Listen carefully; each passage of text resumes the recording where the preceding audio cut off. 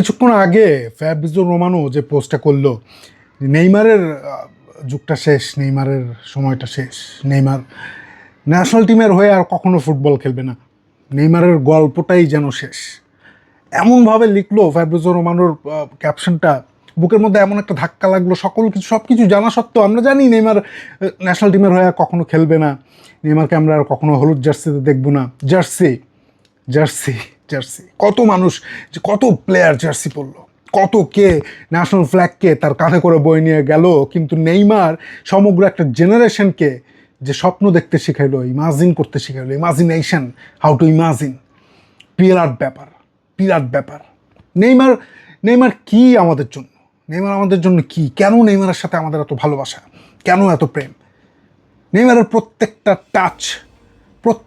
Touch একটা সম্ভাবনা ছিল, এখনও নেইমারের প্রত্যেকটা ড্রিবলিং লজিককে চ্যালেঞ্জ করার মতো। নেইমার প্রতিবার যখন হাসে তখনই আমাদের মনে পড়ে যে কেন আমরা নেইমারকে ভালোবাসি, কেন আমরা নেইমারকে ভালোবাসি উইদাউট এনি ট্রফিজ, এনিথিং। কেন? ব্রাজিলের জন্য নেইমারকে আপনি কীভাবে বিশ্লেষণ করবেন? আপনি যদি ফুটবলের ইতিহাসবিদ হন তাহলে আপনি বলবেন নট পারফেক্ট, হৃদয় ভাঙা গল্প, কান্নার গল্প, 2014 হাড় ভাঙা কান্না, প্রত্যাশা, সব কিছু মিলায়ে সর্বোচ্চ গোলদাতা হওয়ার পরেও নিজ দেশের জন্য নেইমারের সেই প্রত্যাশাটা, নেইমারের নিজের প্রত্যাশাটা পূরণ হয় নাই, এবং সকল কিছু যে পূরণ হইতে হয় না, এবং নেইমার যে একজন হিউম্যান এটা আবারও প্রমাণ হইল। এবং কোন ধরনের হিউম্যান? একটা শিশুও, আপনি দেখেন, মানে কোনো শিশু কি, এমন শিশু আছে যে নেইমার হইতে চায় নাই? ভবিষ্যতে আগামী 100 বছরেও এমন শিশু আসবে যে নেইমার হইতে চাইবে না? নেইমারের সাথে শিশুর সম্পর্ক, এটা আপনাকে এটা ডিফাইন করে তার হিউম্যান নেচারটারে।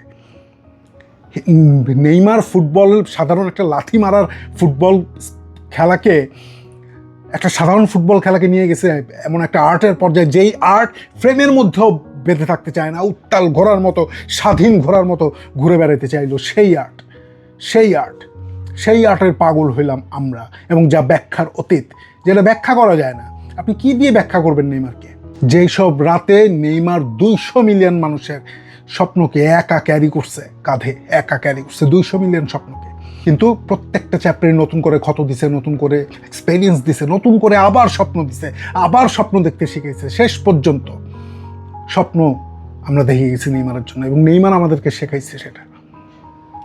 নেইমার সান্তোসের হয়ে, আমি বারবার বলি যে এইভাবে রেলিগেশন থেকে সান্তোসের বের করছে চ্যালেঞ্জ দিয়ে, তার ক্যারিয়ারকে হুমকিতে ফেলে, তার বিশ্বকাপকে হুমকিতে ফেলে, তার লাস্ট ড্যান্সকে হুমকিতে ফেলে, কার্লো আনচেলত্তির সাথে লড়াই করে সান্তোসকে রেলিগেশন থেকে বের করছে, হ্যাট্রিক করে, নাহলে তাহলে সে ওয়ার্ল্ড কাপে চান্স পাইতো না। সেটা তার নিজ যোগ্যতায়। মানুষ কেন নেইমারের জন্য চিৎকার করছে? কারণ মানুষকে সে স্বপ্ন আবার দেখাইছে যে হ্যাঁ সম্ভব, কিন্তু শেষ পর্যন্ত সেটাও হইল না। কিন্তু যেটা হইল সেটা বরাবরের মতোই, ভালোবাসা জন্মাইলো, প্রেম আবার নেইমারের জন্য। ব্রাজিল আজকে তার সবচেয়ে ব্রাইটেস্ট বাচ্চাটার সাথে তার সকল ইতিহাস সমাপ্ত করলো।